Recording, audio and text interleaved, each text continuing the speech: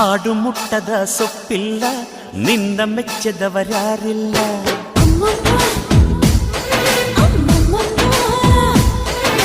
ಜೇನಿಗಿಂತ ಸಿಹಿ ಬೇರಿಲ್ಲ ನಿನ್ನ ಮುದ್ದಿಗಿಂತ ಸಿಹಿ ಬೇಕಿಲ್ಲ